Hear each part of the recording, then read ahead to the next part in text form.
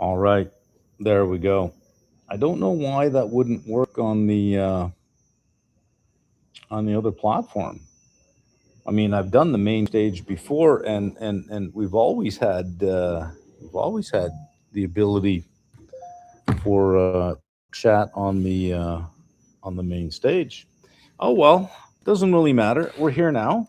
I'm gonna try to get these lights out of the way. You can see them up there. I'm gonna try to angle this so that we don't have any lights, and I might have to go to the other side. But yeah, hang on. Let me switch this around. I'm going to go to the other side.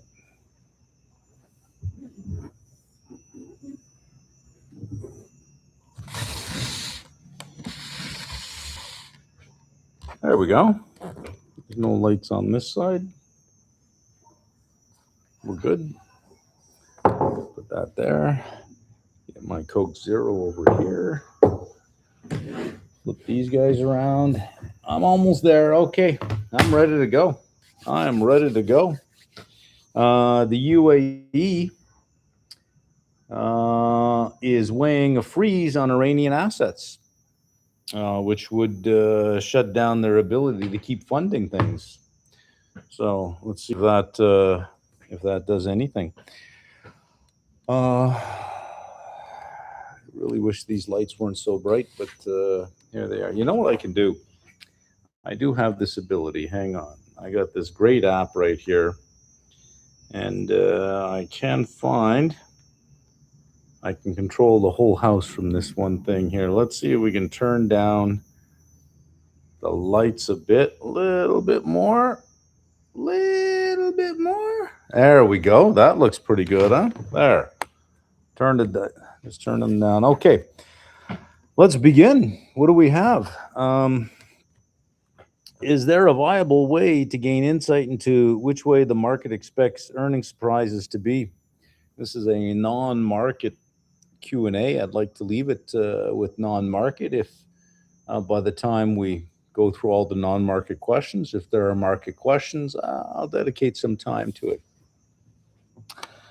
Have you looked into the new financial analysis plugins for Claude Code? I have to some degree, yeah. It's like you said, most of the model process and information gathering is becoming automated. A lot of that can be automated for putting all your historical information in. Much of that can be automated. I don't know that you're mentioning Claude Code. I don't use Claude Code. I use Cowork, and Cowork has a whole bunch of integrations that it can plug into a bunch of things. I just started experimenting with Cowork, and it can what it can do within documents is pretty good as well. I can have it format a whole document rather than me go through it. I can have it format a document based on instructions I give it. I can have you just set margins and a table of contents. That's always the most tedious thing to do. You can make it a clickable table of contents. It does have a bit of an issue exporting it when it's done to a PDF, but if it modifies the word and you export it as a PDF, you lose all the clickable links. But Claude Cowork just says, just give me the PDF. I'll take it from there. So the next thing I want to do is see if it can do an overlay into a spreadsheet from my email, because I do get certain things in my email that I have to manually enter. I want to see if it can do that on its own. But Cowork is pretty impressive so far. What else have we got? You can stream on YouTube and Discord simultaneously. The only issue is that you will need to look back and forth to see the comments. I think Discord is still open. Yeah, Discord is still open, but apparently can't leave comments. So I leave it open. This is odd. Used to be able to leave comments, but now no comments. So, okay, that's fine. I find that the filtering process on YouTube, for some reason, I look like 5 years, 10 years younger on YouTube than I do on Discord. So I'm going to stick with YouTube here. Having not passed level 2, is there a discount to buy your course material again? Well, it's not my course material, right? It's I mean, it's got my content in it, but the owner of the product now is Serify. I don't have any influence over pricing, so I would contact them. I believe, I don't want to speak out of turn because I don't really know, but I believe there is something that they have. I don't know what, but you'd have to reach out to them. Let's see. Where are the birds? Well, it's nighttime, so the birds are gone. There was one male up in the tree. I don't know what bird it was. It does this dip down, like it hangs onto the tree. It dips down and it goes. It makes this really weird sound and it comes back up. This big male bird with this yellow tail, funny looking beak, and it was able to attract two females. I wasn't watching. I don't know if they went off somewhere together or not, but it was a pretty good sound. So, Credo's doing well. Is it a good idea to sell calls on CL? I would, again, I really want to try to avoid the market stuff, but I would resist the urge to treat the market like a casino. Now, if you believe oil is overvalued and you believe that the fundamentals will come to show that, then fine. But if you're just doing it on a bet, that Trump will get something done. Trump has said he could solve the Ukrainian war in 1 minute on day one. It's been a year, he hasn't solved it. Trump blusters. He just blusters. So I don't know that I would take anything he says seriously. He says that he can escort the oil through the Strait of Hormuz. It's just bluster. He doesn't know what the hell he's doing. He just says stuff. I think after how long has this guy been on the political stage? I think we can all sort of say, wow, like he says things he wants you to believe, and that's it. So I don't know that I would think that he can get anything done. I'd be skeptical. And if you're going to treat the market as a casino, it will treat you like a player. And I don't think you want that, right? There is no advantage to flipping a coin. You want to set up trades such that the odds are in your favor, that you're playing a probability distribution that is heavily in your favor. And because this is a game with repeated trials, so if you're playing where the probabilities are in your favor over repeated trials, you will win. There's an echo in my voice. Oh, hang on. I think I know what that problem is.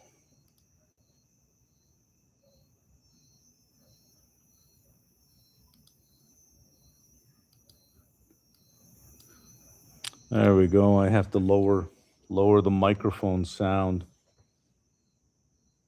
That should take care of it.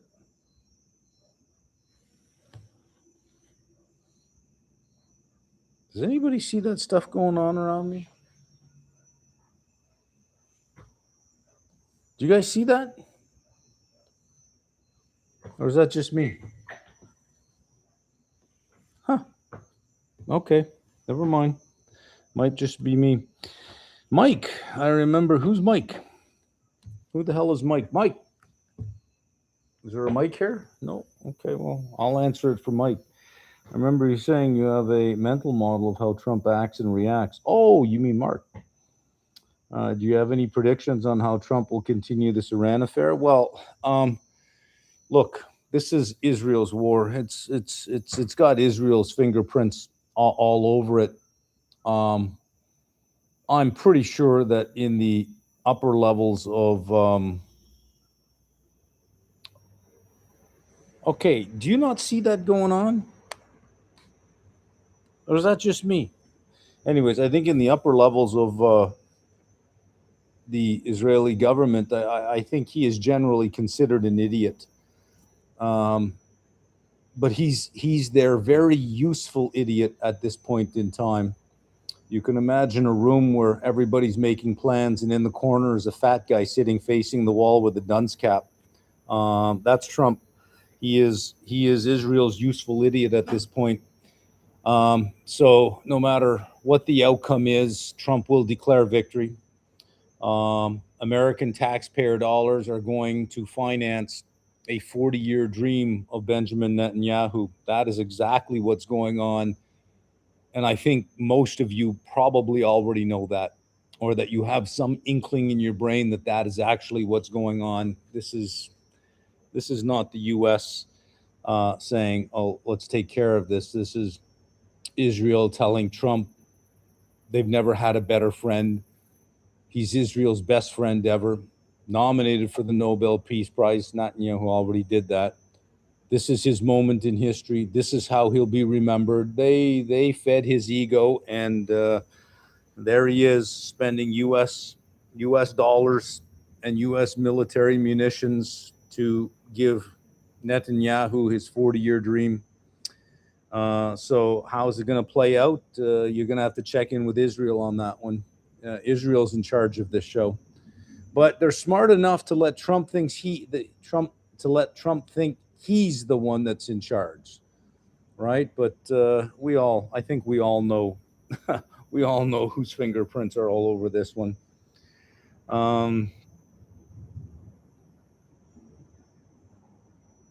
Are you happy the world is moving faster than ever with tech? Well, I don't know that I would say I'm happy. I am. I think if you think about history, the whole span of history, has there ever been a more exciting time to be alive than right now? Today. Now, in 100 years, somebody may say that as well. Isn't this the most exciting time to be alive? But if you think about the pace of technological change in history and what we're capable of doing, no other time in history has technology ever moved this fast. All through the 800s, 900s, 1000s, 1100, 1200, 13, 14, 15, 16, basically life was exactly the same as it was for hundreds of years. That's why they're called the Dark Ages. Nothing much ever happened until the Enlightenment. And then that might have seemed like an exciting time to be alive when everything was changing. But the very structure of knowledge is changing. The very speed at which it's created is changing. There is a very real possibility that in my lifetime I will die of purely natural causes, because we may be able to solve many diseases that we simply didn't have the time or the computing capacity to get done. Now you combine AI. Now I want you to think very carefully what happens, and I'm not really sure how this would work, but once you get to stable quantum computing 10, 15 years from now, marry the two things together, what possibilities could there be? We might even be able to solve the whole mystery of life altogether and find a way to reverse aging. In humans, there have been some experiments that have been able to do that in mice and rats to some degree, but I think we're on the cusp of either annihilation by the machines or greatness. I think we are right on the cusp of solving every last scientific problem, such that God has no quarter left anymore. There's no space that we can attribute to God, because we'll know it all. God lives in the unknown. Why are we here? How did we get here? All of that stuff, I think, will all be solved. It's exciting, isn't it? Right? I think it is. Let's go back up there. I scrolled right past that. What do you think about day trading? Is it a scam? It's nonsense. It's nonsense. Yeah. How are the bugs out there tonight? They're not bad. The daytime, I got a few little bites on the back of my hand. I don't know if you can see that, but little mites bit me on the back of my hand. If you're starting your career today with the same skill set, but aiming to maximize long-term earnings, which area of finance would you pursue and why? Today, Well, asset management, I think, is always going to be where the money is. Um, I don't know why the dictionary popped open. Yeah, asset management, I think, is always where the money is going to be. Um, I don't know. I think if I were a student today, I think I would be quite terrified of where the world was going to be in 4 years. Let's say I just started and I'm in my second month or my second semester of my first year. And I'm looking around and looking at all this stuff out there. I think I would be quite terrified because I would be asking some serious questions of is anything I learn in these 4 years going to be relevant? Number one. Number two, is the learning technique that we have right now going to be obsolete by the time I get to year four? Or will there be a different type of learning in place? In 4 years, will this be necessary? Will a degree even matter anymore? Or will micro credentials be the way to go? It is, I think, a period of maximum uncertainty. So I would be quite concerned if I were a first year student. Being on the other side, I can say, unless you're in the top 10% of the population in terms of your cognitive ability, and you know if you are, unless you're in the top 10%, maybe 15%, I'm not sure a university education is probably the way you want to go.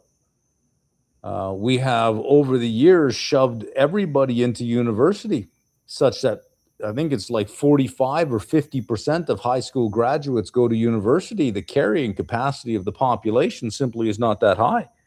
Many of those people are going to graduate and go to jobs they could have gotten without the degree or with 2-year college behind them. So I think there's going to be a lot of hard questions asked of high school graduates this year of what am I doing? Why would I do this? Yeah. I mean, if you're going to a tier 3 school, that's a school that's got a rating of 51 or lower. You're not in the top 50 if you're going to a tier 3 school and you're running a solid C or B minus average out of high school. I would give it some really serious consideration as to why you would want to waste all that money in 4 years of your life against a machine that is going to run far faster than you can. And whatever it is that you can do with your solid B minus average is not going to be valued very highly. Let's be realistic here.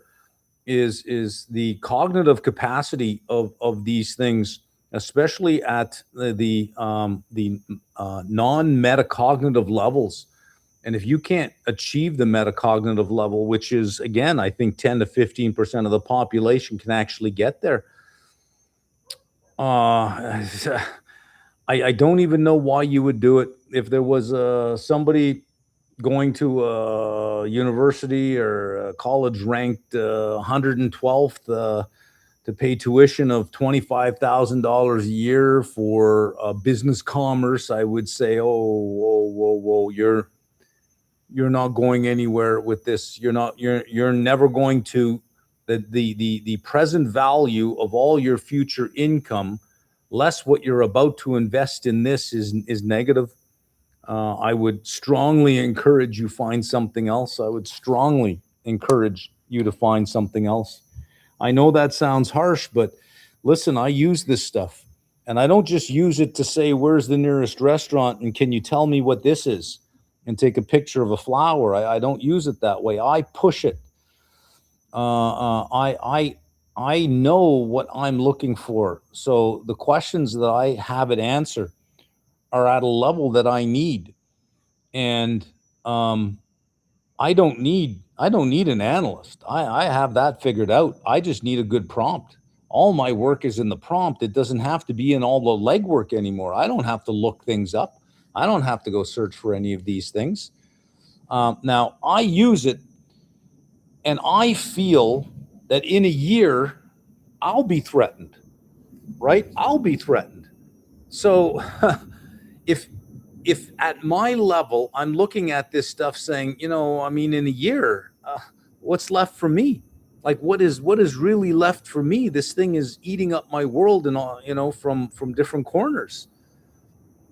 What is it going to do to somebody 4 years, in behind the textbook, coming out in the real world? What's it going to do to that person if it's got me against the ropes? Do you know what I'm saying? So I would give some serious consideration to either raising my game very, very significantly, or choosing something else, because you cannot beat the machine, not this machine.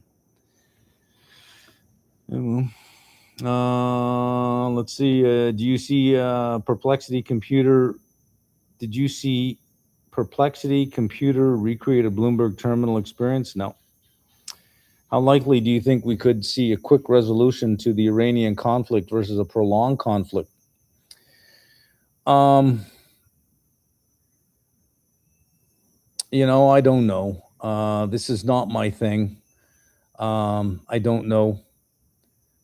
I seem to think that you should not underestimate the regime's willingness to sacrifice its citizens, to sacrifice whatever to hold on to power. I would not underestimate their willingness to go all the way to the end.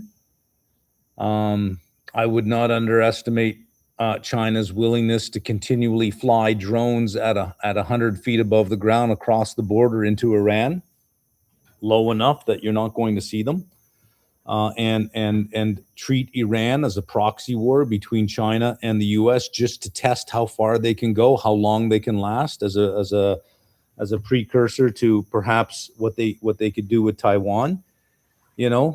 It's get them to spend all of their munitions, as many as possible. I wouldn't underestimate that. Same with North Korea. I mean, like, these countries, if U.S. walks away from this quickly and crushes Iran, you think he's going to stop there? You think Caesar's going to stop there? I did Venezuela. I did Iran. Who else is the next bad guy? You think he's going to stop there? And if you're a dictator of another country, this is the calculus you're thinking of. Who's next? Who's next? So I would not underestimate the willingness of these other countries to continue to find some way to support Iran on this one. And better the killing happens there than the killing happens in their country. Better the regime topples there than the regime topples in their country. But I don't know if anyone's ever is even considered that. But I mean, it's the first thing that I would think about is, hey, are we even watching the border? Are we even watching for drones that are leaving, not truckloads, but just flying across the border? Are we even watching for this stuff? Do we even know what's happening? Can we even detect this is happening? Because if I were China, I'd be thinking, well, if we took Taiwan, we're going to have to face the U.S. We know we're going to have to face the U.S. We don't want to test the U.S., but let these guys test the U.S. Let's see how long they can last. I don't know if anyone's thought of that. So, I mean, sure, it could end tomorrow, or it could be 2 years. Who the hell knows? Nothing in the Middle East is ever quick. Even Israel, with all their power, still took over a year and still needed the U.S. to come in for Hamas. So the UN, Israel only has so much money to buy missiles. They only have so much capacity before they're out. They need the U.S. They don't necessarily want the U.S. to move into their neighborhood. They just need the U.S. to come clear out their neighborhood for them, and then please fuck off. Get out of here. This is our land, right? So I don't know. If you were China, wouldn't you be thinking about this? Wouldn't you at least be thinking it over in your head, going, like, if we're going to go round two against the US, let's make round one really tough on them, right? Let's make sure that they are the last thing they want is another fight. Let's make sure of that. I don't know. Maybe somebody who knows more about geopolitics and China's willingness or the US's ability to spot any of this. I don't know. Maybe somebody knows more than me, but I mean, if I'm looking at the chessboard, I'm thinking, what's my opponent's next move? And I'm thinking of all the particular chess moves that they can make, right? And what I would do. Now, normally you could count on the intelligence of the administration to think through all of this, but not this time. Not this time. I wouldn't look for intelligence here. Are we going to get a video options and applied series for those of us who study well with videos? Look, it's we have to change with the changing times. Video is so linear. It's so linear. I have trouble with video now. What I do with video, if there's something that I want to watch, I will give the link to an AI first, and I will ask for a summary of the 10 top points that they make, and I'll read the summary. And if I find, oh, this is interesting, oh, that's interesting, oh, that's interesting, then I'll listen to it. But if I go through it and I think, good enough, now I can, rather than wasting 20 minutes into a podcast to say, oh God, here we go with lines on charts again, lines on charts, fuck this, I mean, rather than doing that, I just do that. Video is so linear at this point. What you can expect is a lot more, especially when we're very close to being ready with the applied energy analyst. We have the Proctor.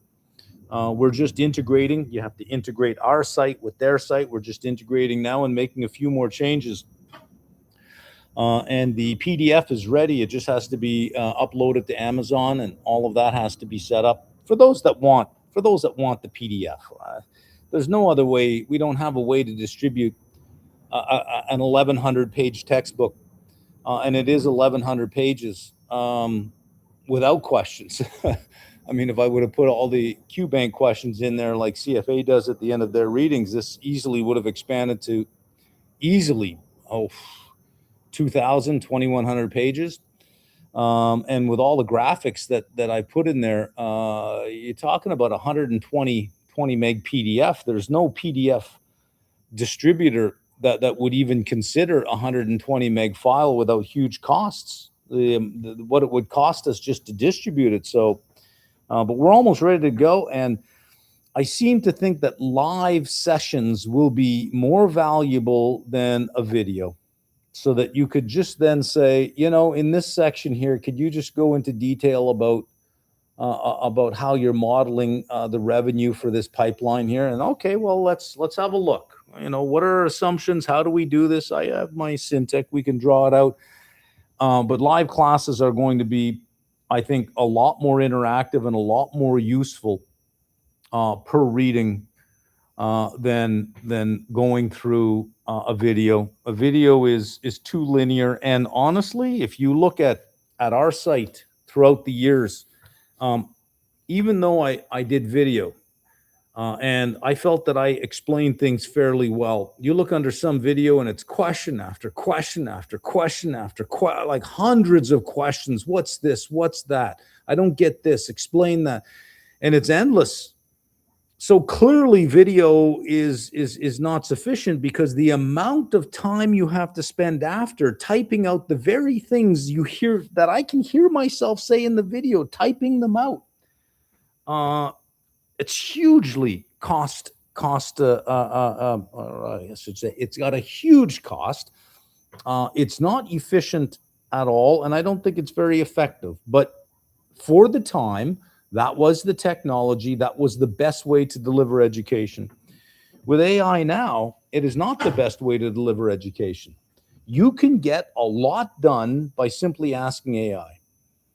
You should never need to ask me a question again. You can get a lot done by asking AI. So you read something and then you say, okay, well, I don't quite understand this. You can ask AI directly and it'll break it down for you. You know, the value in having curated content is if you were going to learn about the energy sector, you might say, well, I don't even know where to begin. I don't even know what to learn. I've done all that for you. So when you come across something you don't understand, ask AI. Video is linear. It is long. Some of these readings, especially when they're 100 pages, you're talking about a 3 to 4 hour video. That's a long video. It would take the amount of time you got about 6 to 8 hours for every hour of video that you produce in education. So your 4 hour video, you're talking about a whole week to generate one video. 5 years ago, that was, that's a pretty good pace. Today, it's like, you got to be kidding me. You're going to take 5 days to produce one artifact, one piece of output? I'm going to go ahead and say probably not. I don't know that the future of any online education will be video-based. It will be text-based. It will be not agent, but chat-based. I can put a chat in. I can put all the documentation into some retrieval augmented generated chatbot that can answer the questions directly as they're in there. And you can ask it endless questions. I could put a QBank generator in there, but live classes will probably be the thing. That will become the gold standard, not video. So thoughts on pursuing a career in wealth management straight out of college? Wealth management is relationship building. What track record do you have? You're right out of college. You come to me, you say, listen, why don't you send $5 million my way to manage? And my question is, who the hell are you? What have you done? I never heard of you before. Who are you with? Right? If you're with one of the bigger banks, you're going to be a team member for years before you start to build your own book. So it is a matter of credibility. And it's relationship building. And sometimes building a book, you're talking 20 years to build a book. 25 years maybe to build a book. Especially on your own without a proven track record. That doesn't mean you shouldn't do it. I'm just preparing you for the reality of this. It's very relationship based. You know, it's not like you put out a billboard and somebody calls you up and says, yeah, I saw your billboard. You manage money. It doesn't work that way. The level of trust that's required, So just so that you're aware of what that is. What amount would you say is good for starting to trade options? For dollar wise, I'd say 25,000 as a starting. Masters of Finance, completed CFA level 1, but I suffer from paralysis by analysis. I have expenses covered, but what savings? Well, you know, reading something in a book is not the same as being faced with the real world. Here's a screen. Here's an options chain. Here's some varying levels of implied volatility. Go. And a lot of times, some of these things are done very quickly. You know that you have to take advantage of things fast in the moment. So if you are analyzing something and you have all the what ifs, well, what if this, what if that, you'll never trade it. You'll never trade anything. The world is full of what ifs. It's full of what ifs. The market is full of what ifs. You can't look at the what ifs. You know, I mean, be aware of the what ifs, but you can't be ruled by them. Otherwise, you'll never do anything, right? Do you feel CFA should incorporate more quant in their curriculum so candidates learn the intuition behind the formula rather than regurgitating them? They used to have that. They used to have a little bit more than what they have right now, but well, the CEO or the head of CFA has resigned, has said, listen, I'm done. little too late. I think should have left a while ago. I disagreed with the trajectory that the content has taken. I don't like the simplification of the content. They don't like the word dumbing down, but it is dumbing down. The content has been dumbed down. I didn't like the woke turn that it took. That I disagreed with completely. This is finance, not sociology. Like, stay in your own lane. And if you're going to go into sociology, why not have a chapter on biology and chemistry as well? I mean, why favor one discipline over another if you're just going to ignore the core field of finance? Why not just have a whole chapter on biology and anatomy, right? Why stop with sociology? So I didn't agree with any of that.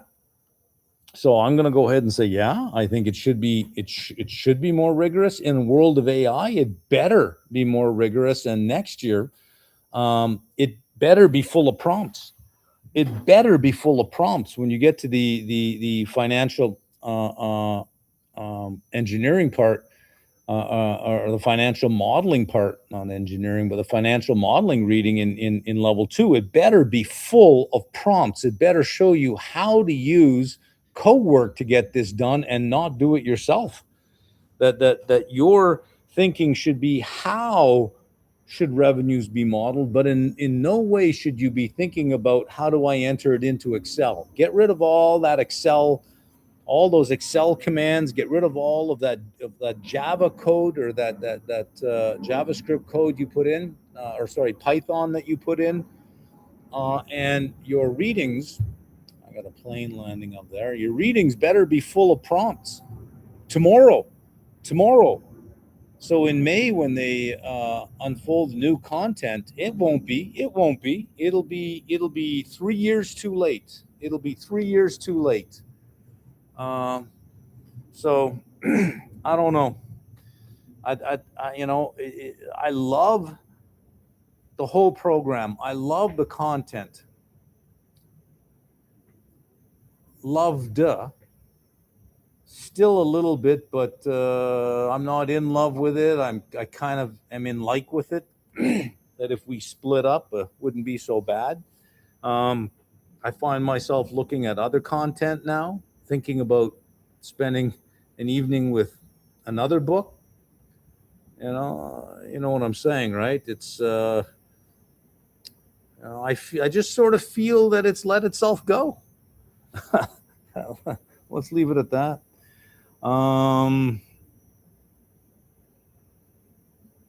Lecture on momentum investing by the Informed Momentum Company. Never heard of the Informed Momentum Company. Interesting. They pointed out negative 0.4 correlation with value in most markets. Any thoughts on momentum? Well, momentum is a growth strategy. I mean, growth stocks show momentum. I don't know that too many value stocks end up showing momentum. So you're sort of just saying something a little obvious. No? Right? Momentum is the best paying factor by far. Better than small cap, better than large cap, better than growth, better than value. Momentum by far is the single best paying factor.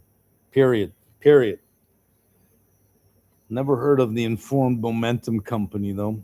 What avenue, career, and finance can a CFA holder exploit in 2026 and beyond? Well, it's right in the name, right? and it's right in the curriculum. It's either financial analysis or asset management. You need the work experience in one of those two fields to get the 3 letters. So it's right in the charter. If you want the 3 letters, it's either asset management or financial analysis, right? Level 1 results would be out on March 19th.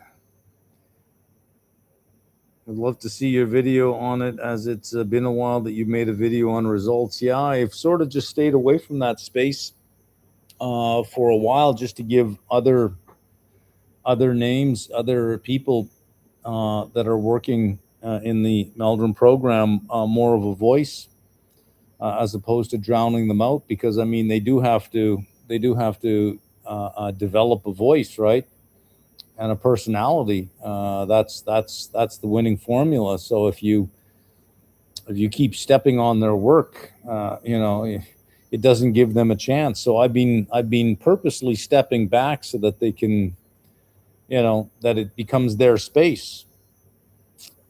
So I'd be hesitant to step in until I see what they've done. If they don't want to do something, I mean, if they're not going to release anything or say anything, maybe I'll do something. But I'd rather see somebody from inside, have something to say about that. I feel like a fraud for having gone through all 3 levels of CFA without retaining anything. Well, speed, right? The faster you go through something, the less likely you are to retain it. So it's if you had done level 1, level 2, level 3, like if you had cycled through them very quickly, you were studying and training to an exam, maybe not necessarily a career.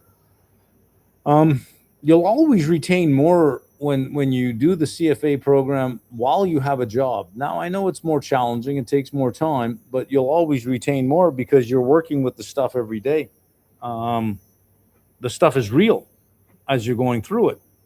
But, just as a student with no real world experience in the financial field, knocking them off every 6 months, yeah, it's not uncommon.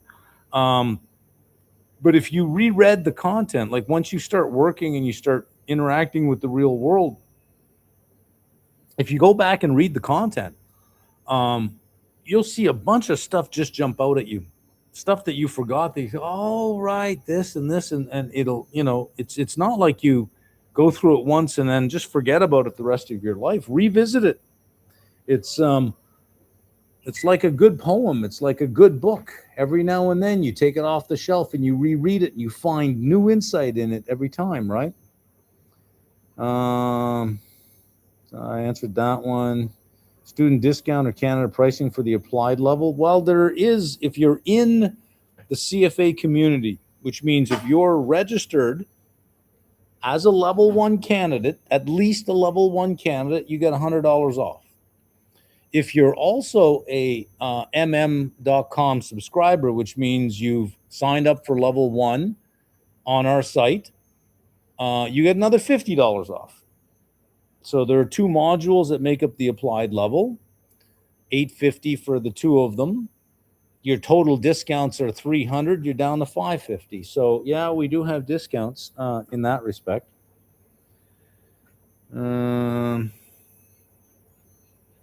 If Trump successfully achieves regime change in Iran without troops on the ground, can he claim that nobody has done this before? No matter what he does, nobody's ever done this before. No one's ever seen anything like this. Everyone's talking about it. He's hearing a lot of wonderful things, except from the fake media.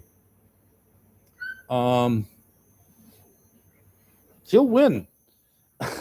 He'll win because he'll just tell you. He'll tell you he's won. On no matter what. No matter what. When he takes a dump, he comes out. He tells his wife. No one's ever seen anything like that. The way I wiped. No one's ever wiped like this before. Go have a look.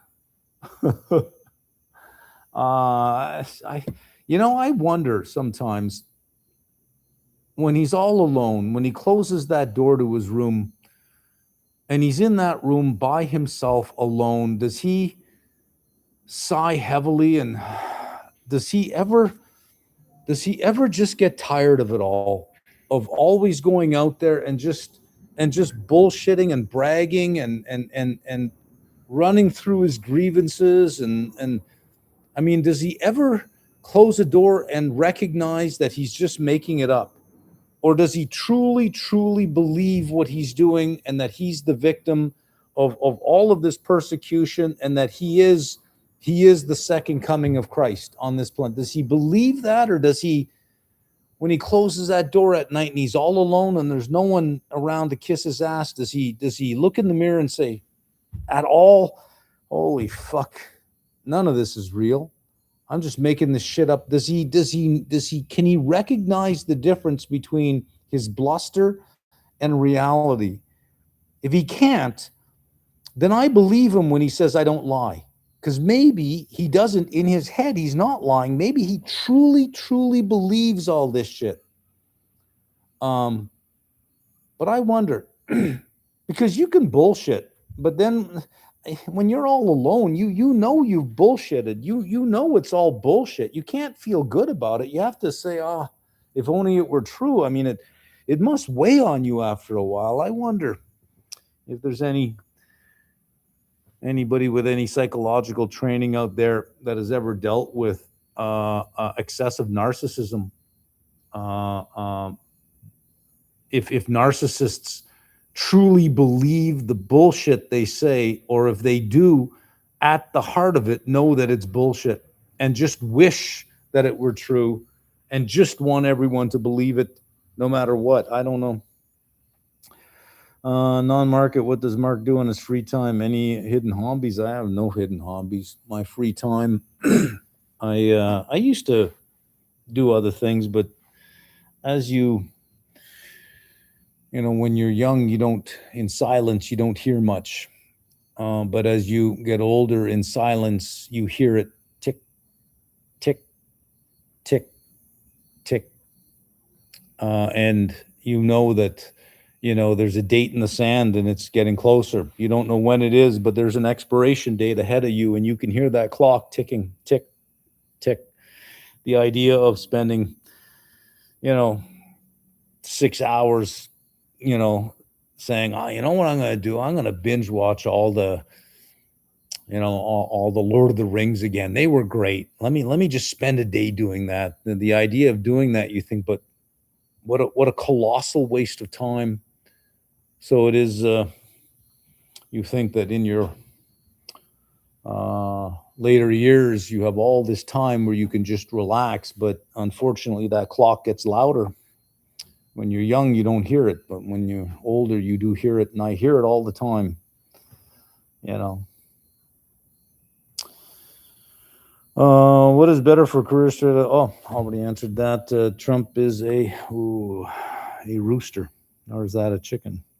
Any chance for a mining equities course? Yeah, I believe it should already be up. The first reading, it's a big one too, but it's absolutely necessary. It is mining geology for analysts. It's not a geology course, but you cannot ignore the geology. You must understand the difference between the different types of ores. You must understand the difference between or at least understand how the geological, where the concentration of ore is, what geology made it, so that if you're reading, a report about where a miner or where prospecting found something, you can assess it very quickly as the likelihood that it would have significant concentrations. You must start there, but I've already started. I would not expect me to be done until August or September. This is not an easy thing to do. This does not just come together in 5 minutes. You have to have a flow of all the topics you're going to cover, and as you go through them, you start filling in. Oh, I need more on this, I need more on that, and it's iterative because you get to some parts and you got to go back and fix other parts. Each reading normally would take a month. With AI, I can get it in a week because of the way I get AI to do most of my legwork for me, and then most of the writing after I've made my notes. And most of it is done using retrieval augmented generation. So this is how you would begin. Is you would think of a topic, and you have to start with a list of legitimate research sites to look at. Or academic articles or industry publications or something. So you ask for your list, and then you start going through it, and you try to get as many documents as you can, as many valid sites as you can, as many 10Qs or 10Ks as you can, investor presentations, and you look through them. Okay, well, this one's okay. This one's got some useful information. This one doesn't. And you have a folder on your desktop, and you fill it with this stuff. and then from there, you can then begin to design an outline for a chapter. It's like, well, how does this story flow? What is the story I'm telling in this chapter? And you might get 8 or 9 subheadings, and then you'll go with AI and you'll say, here's what I'm thinking. Here are the different sections I'm thinking. Have a look at everything that's in here and give me your opinion on whether it flows or not. And a lot of times, especially with Claude, it comes back with some really good suggestions. So then you have this, listing from maybe 1 through 14 sections in the chapter. And you say, okay, let's start with the first one. What questions does this section need to answer? And you start just listing a whole bunch of questions that it needs to answer. Those are your learning objectives. Well, what is this? What is that? How does this happen? Then you give it to AI and you say, well, what do you think? Is this, if this section achieves these questions, is that a robust section? And it'll give you its opinions about that. And then you can sort of fill that in. So now you have a whole bunch of questions. And then from the documents you have, you can then ask the first question. Don't go outside of the sources I've given you, but find me all of the references that deal with this one question, and then you can look at what, and it is a recursive process. So you start with a list of readings. From there, you get your subheadings. From each subheading, you get a list of questions. From each question, you get certain documents and subpoints. From each of the subpoints, you'll make your own notes, and then you're ready to write it up. 10 written pages would take you 6 to 8 hours of work with the AI to do. But 10 written pages, if you're doing like a 70-page document, you're talking a month and a half. If you're doing it the traditional way, right? And if you've ever done a PhD, you know that when you write up your dissertation, you know exactly how that works. It does take that long to get that many pages, of good content, not bullshit, but good content. I can get that in a week now. I can get a pace of 8 to 10 good quality pages a day. So if you have something that's 800 pages, you're talking about 100 days, and that's 100 days every single day. I don't have the stamina to do it every single day. After a while, you get a little bit sick of it. It's like, look, I need a couple of days off. So to say that something takes 6 to 7 months to do is not unrealistic, right? Edibles are kicking in. Yeah. I don't know if you saw all that stuff that was going around. I'm not on any edibles, but that was a while ago. What I'm going to do is I'm just going to scroll to the end, and I'm going to it's not that far down, and I'm going to read the questions up. You've succeeded in life in terms of work and wealth. True. Well, I mean, when we say succeeded, I would check those boxes, sure. Why a clock ticking make you even more? Shouldn't you mind? Just relax and enjoy life. You can't. If you're used to a certain cadence in life, you cannot. So that if you've worked and achieved your whole life, when you get, as you age and you get older, the urgency becomes even greater. Just to let it go. You can't. I mean, you just, maybe someday, but you can't. Maybe it's just the way I'm wired, but it's hard to let it go. I don't know that I ever would. I think if all this went away tomorrow, within 6 months, I'd be deep into something else anyways. I've turned a weakness of mine into a sort of a strength. I have an addictive personality. I know this about myself, that I obsess about something, and I'm either all in or I'm not interested at all. I have no halfway. So, my amps turn up to 11 or 0. So rather than letting addictions choose me, I've chosen my own addictions. If I had nothing to do, then I don't know, I don't know what I'd do, something, but why did you choose to stay single? I don't know that anybody ever chooses that. You sort of end up there, and then in ending up there, you choose it. But no one chooses it originally. I didn't choose it originally. No, it wasn't a choice. It was a conclusion. And in reaching that conclusion, after you live with that conclusion for a while, you come to embrace it. And then you come to really like your oneness. I love my oneness. I am alone, but I am not lonely. There's a big difference between those two things. I absolutely love my oneness. Anybody in my life would have to be, at this point, an addition, which is hard to find, an addition, right? Not a subtraction, because almost anything is a compromise becomes a subtraction. Let's scroll up here. I feel like the idea of going longer dated ZQ. Okay. Thinking about Powell's options at the end of his term. Optimal choice, retain C to resign. He's leaving. Option B, obviously best. Yep. Why do so many people think he will stay on board? Am I missing something? Because the market is generally stupid. The market is stupid. And I mean it in the way that you have to spell that word with two O's, not a U. Stupid. I don't know that I've ever seen a market this stupid, this dumb, with this complete lack of ability to think 2-3 moves ahead. Only what's right in front of them.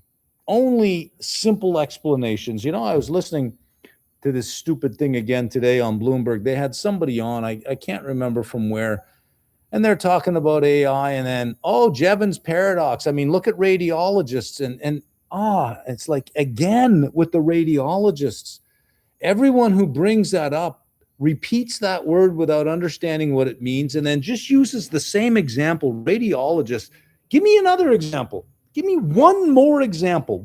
Just one, other than that one. And do you even understand what that example is? They wouldn't use it if they truly understood it. So even people who are the head of something or other, and their last name is the name of their firm, and the head of this at the name of their firm, just repeat shit they heard somewhere. They don't know. They don't even know what they're talking about. They're just repeating shit they heard somewhere, and that person's repeating shit they heard somewhere, which when the person they heard it from is just repeating shit they heard somewhere without anybody ever asking the question, well, is this even true? I mean, look it up. Do the research. Ask the questions.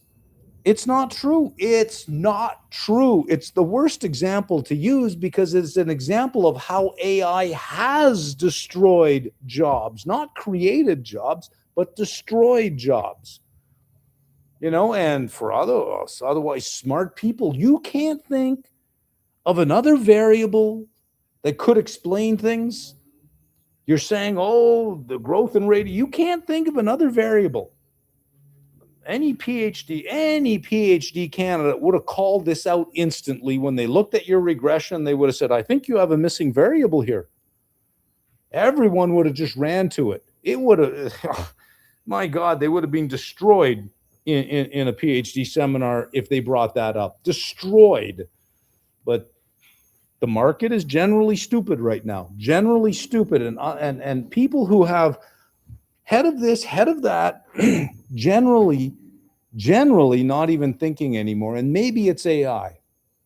Maybe everyone's has abandoned any kind of cognitive work and cognitive effort, and just keep asking the AI questions. And the AI is saying, well, it could be this and it could be that, and he's not going to leave. Well, he's not going to leave.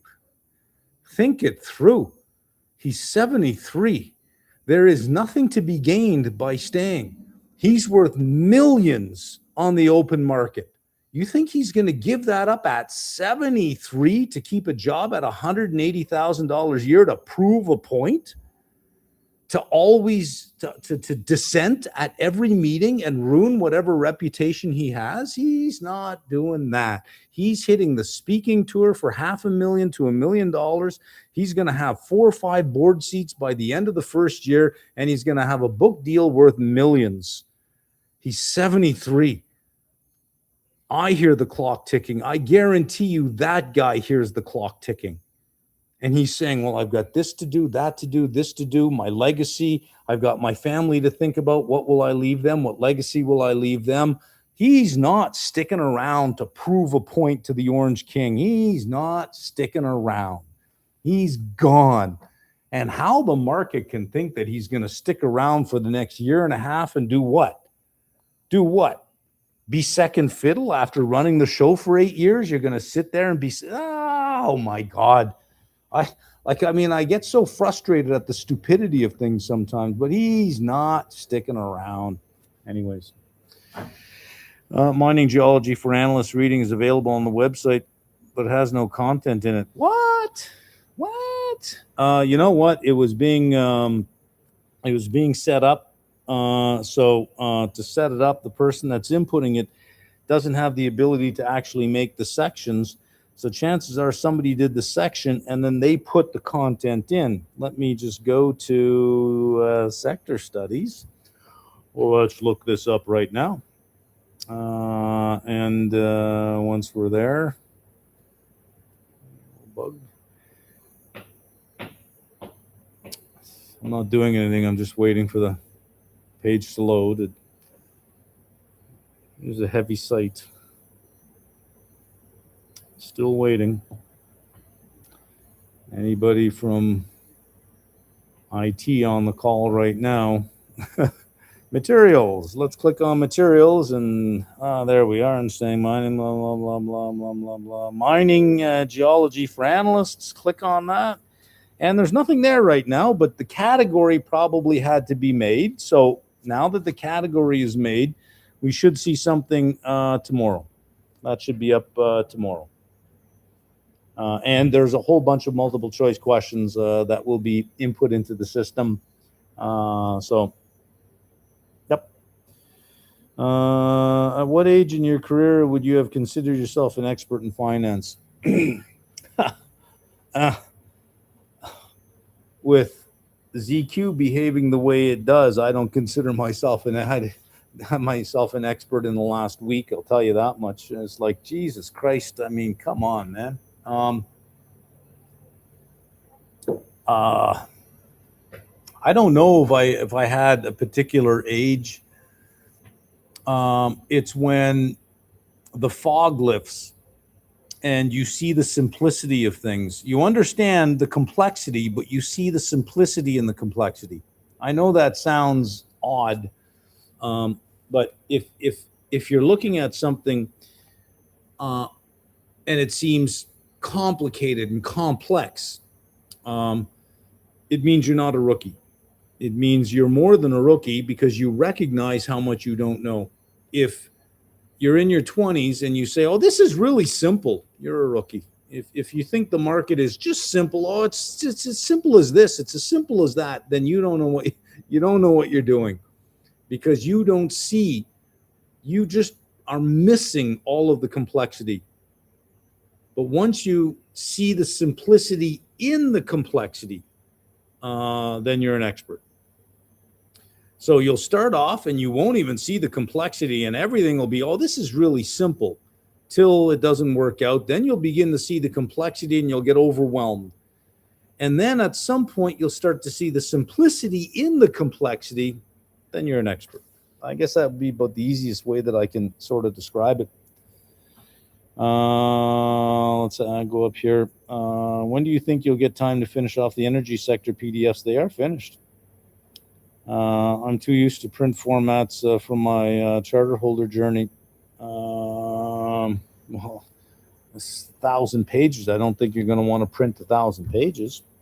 I just have to get it up on Amazon, which is a process. They don't take PDFs. It is a process. You do have a conversion to do, and You have to hook up all your bank accounts and get everything done. And Amazon loves to say, we tried to make a payment to your bank account, but it didn't work. And you could be months and months and even years trying to work that out with them, because they will do everything they can not to pay you, in the hopes that you simply just go away. Amazon loves to do that. They got people that work on how to discourage you.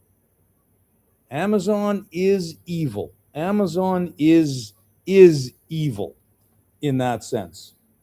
They are truly evil.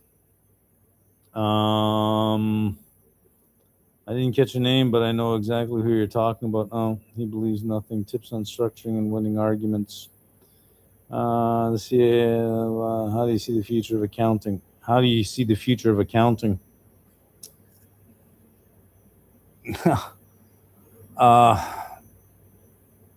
I believe there will be a future, probably in about a year, where something like Claude Cowork will know the tax code and will say, just put all your documents in a folder and I'll do your tax return for you. And you put all your documents in a folder and it will do your tax return, and it will know all the tax code, and it will prompt you along the way. Did you go to a dentist? Well, you can deduct so much of that. Did you pay rent? Did you do this? Did you do that? Do you have any of this stuff? Did you incur any of this kind of expense? Do you have an Airbnb somewhere? Did you travel to your Airbnb and back? Well, you can take off the expense of traveling to your Airbnb once a year. Oh, all of these things, and it will never get exhausted, and it will never cut corners, and it will never think about billable hours, billable hours, billable hours, billable hours.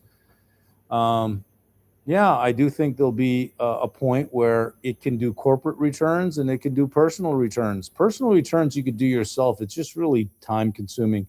Corporate returns are, well, they're different. And I think there'll be a point where you just give it everything. You have everything in a folder, and it doesn't even have to be neat and tidy. Here's all my bank statements. Here's all my,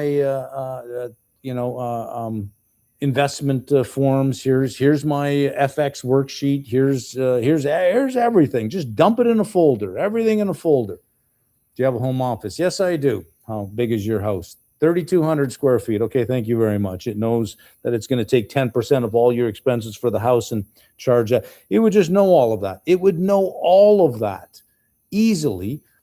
And within minutes, here's your tax return. Here, you owe this much, or you're going to get this much back. Would you like me to file it now? Yes.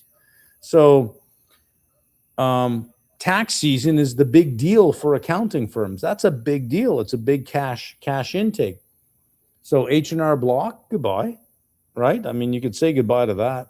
Tax season, I think you could say goodbye to that. An auditor going into a company, you don't need a team of auditors. You only need one. And a team of agents. You don't need a team of auditors, right? So accounting, I think, has probably limited life. That it will be a much smaller discipline, I think. All right, let's just grab questions at random. Can I break into finance with a master's in finance but no CFA? Sure. Are you planning to continue financial modeling courses? Why?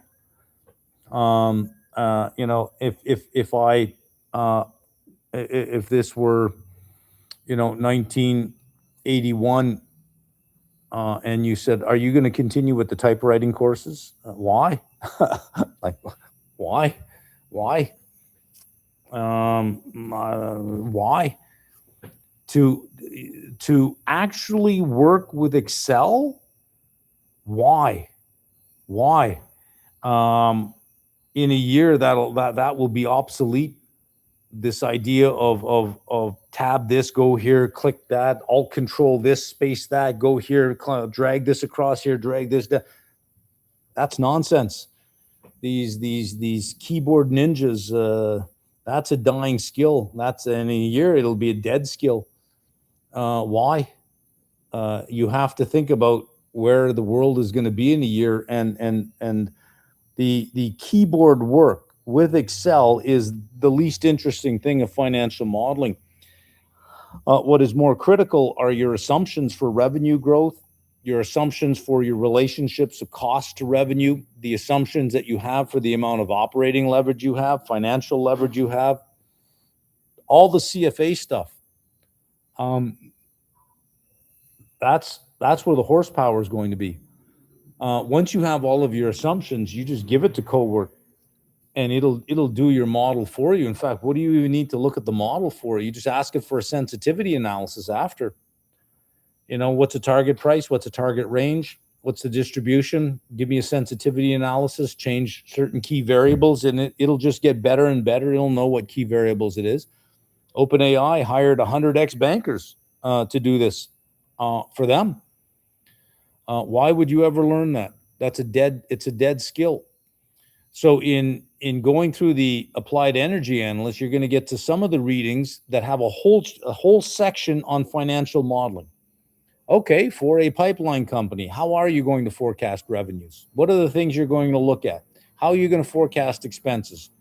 How are you going to forecast your CapEx? So it takes, all the major line items and all the assumptions you're going to have to make, and it gets you thinking about your assumptions. But in no way at all do I spend any time saying, here's how you enter it into Excel. That's going to be a dead skill altogether. I don't know why I would continue to do that at all. At all. Not sure why you're triggered about radiology. I'm not triggered about radiology. I'm triggered about the one single same excuse, or the one same example being used again and again and again and again. It's the only example they have. Whenever they say, "Oh, AI will create more jobs," look at radiologists. It's like you wouldn't use that example if you had the data. And is that the only example you have? Everyone who says Jevons paradox automatically follows it up with, look at radiologists. It's like, is this the only thing you have? And everyone's saying the same thing. So I can't believe you all came up with these original thoughts on your own. You're all just repeating shit you heard somewhere else, and you don't even know what you're saying. Right? So I'm not triggered by radiologists. I'm triggered by the laziness in the argument. Using the same argument again and again without ever explaining it. And if they did explain it, they'd say, oh, hang on a second. That doesn't make any sense, though. That means AI did take jobs. Yes, of course it did. I mean, look at the numbers. Come on. But I'm not triggered by it. Maybe it's overused. However, concept is simple. The more efficient resources are, the more we use them. It will be the same with everything. That's not true. That is not necessarily true. It has nothing to do with AI. It has nothing to do with efficiency at all. The growth in radiologists, if you were going to do a time series analysis, what is the one variable that has the largest explanatory power for the number of radiologists? I want you to think very carefully about this. What do you think is the number one variable that would explain the growth in radiologist jobs over the years? Now, you could probably think of a whole bunch. Well, the number of graduating students. Okay, great. Well, what would dictate the number of graduating students? Why would the number grow over time? You can throw AI in there as well. You can say, well, it's AI, it's technological progress. You can put all of that in there, but there is one variable that would, if you do multiple regression, you understand that you can put, if you miss a variable, you put all these others, but if you miss a key variable, what you're going to get is errors that are correlated. And if you have correlated errors, what it's telling you is you're missing a variable. There is one variable above all that if you put that variable in, all the other variables probably go to zero, and that is demographics. That is an aging population.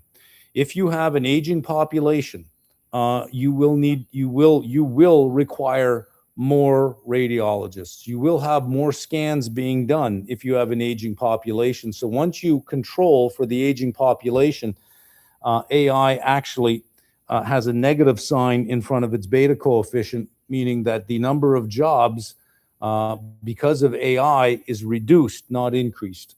So if you look at 2015 to 2025, the US added 20% growth in radiologists, 400% growth in scans. Now, if you had used the regression prior to that, you would have said, well, wait a minute here, with that much growth in scans, you would have required many, many more radiologists than 20%. Something's going on. How is it possible that you can have that kind of growth in scans, but only this kind of growth in radiologists? That doesn't make a lot of sense. AI has a negative beta coefficient in front of it. Technological progress has the negative coefficient, meaning that as that progresses, you need fewer. Your dependent variable is number of radiologists. It would lower the number of radiologists. So if you actually put the proper variables into the regression, with the big variable being the demographics, that is the biggest variable, the biggest explanatory variable, period. You would find that the growth in radiologists is far lower than what the number of scans says it should be. So aging population, this many radiologists, you had this many radiologists. The difference from here to here is AI. It killed the amount of jobs that were necessary, period. If you have a population where the birth rate skyrockets, you know what you're going to get? Lots of pediatricians, right?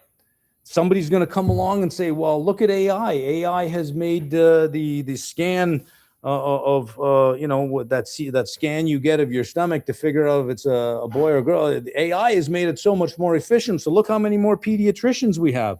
Yeah, but you got to control for the birth rate. The birth rate alone can describe that. If you have a declining birth rate, you'll have a declining number of pediatricians, even with AI. But you can't say that AI is killing pediatrician jobs at that point, because the one variable that explains it is the one that's missing in all these stupid regressions. Jevons paradox, look at radiologists. No, look at the change in demographics. Thank you very much. Now, the only time that you use more of something when it gets cheaper is when you were supply constrained to begin with. So there are some companies who are supply constrained, and there are some companies who are demand constrained. Demand constrained means even if they could double the output, they couldn't sell it. They couldn't sell it because they're not supply constrained to begin with, they're demand constrained. So the companies that are supply constrained will increase their supply, but so will every company increase their supply, which means the price must go down. And if you were supply constrained, of course, people will use more because you were supply constrained to begin with. But not every industry is supply constrained. Many are demand constrained, meaning that even if we made more, we're not going to sell more. Right? We're not going to sell more. If you think about music's a very good example. iTunes allowed you the technology in iTunes allowed you to you didn't have to go to the store to buy a whole CD, and a band didn't have to wait until they had 12 songs or 10 songs to release something. They could drop a song here, drop a song there. But with the advent of iTunes, the quantity of music dropped that they sold, because I didn't need to buy 10 songs on a CD just to get the one song that band was known for. So the revenue in the industry actually dropped, not increased, even though it became more efficient, and there was no limitation now. It wasn't a matter of, well, we're out of vinyl. You have to wait till the factory gets vinyl to be able to spin the record so that we can get it to the record store. You went to the record store in 1984. Hey, you got the new Van Halen? Well, no, we're sold out. It'll be 3 weeks. iTunes never sells out. So by that argument, we should have sold much, much, much more music, but we didn't. The revenues for the industry actually went down. So it's not always true. It's not always true.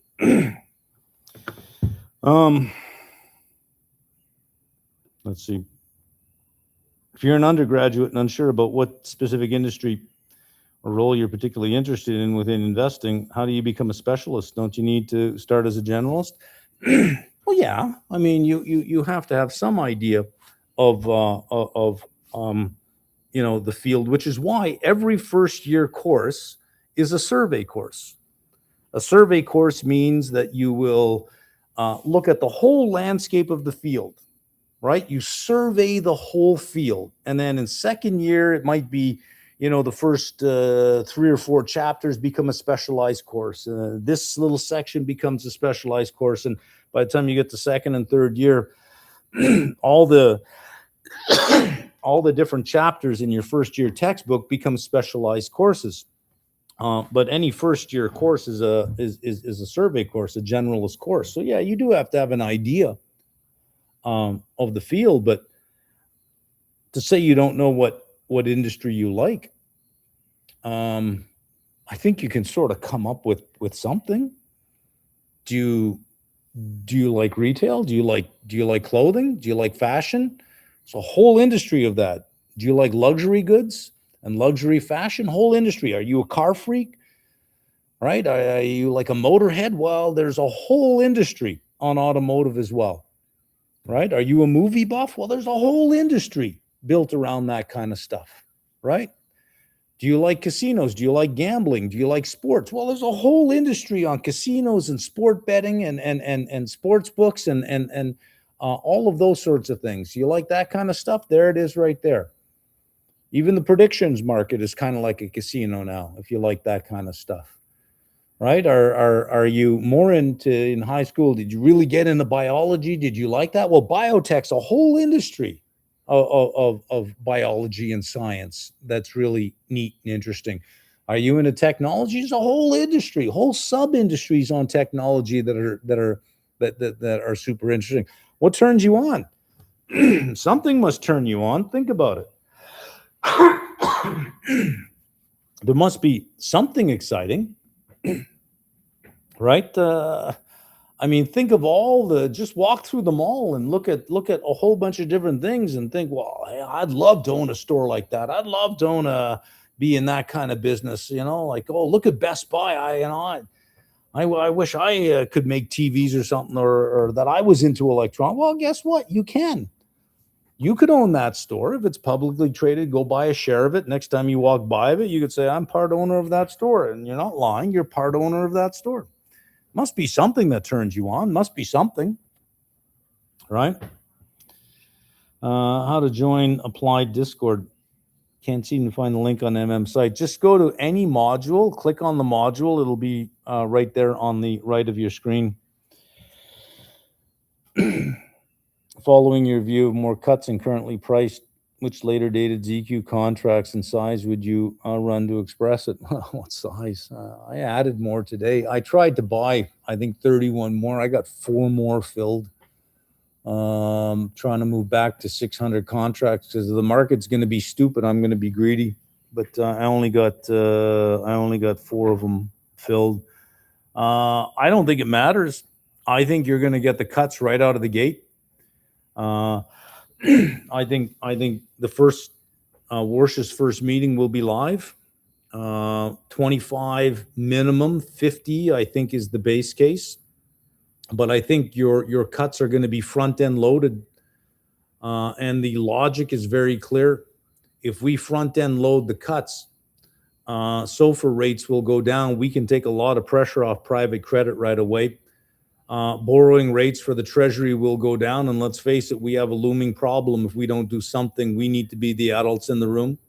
We're going to run off the balance sheet to take liquidity out of the system because it is that liquidity that's causing inflation. We're going to steepen the yield curve so that banks are motivated to lend. Banks will lend money to the government. The Fed doesn't have to lend money to the government, and banks will discipline the government by saying, this is the rate you're going to pay on the loan. Right? If we're going to buy your bonds, this is the yield that we're going to get.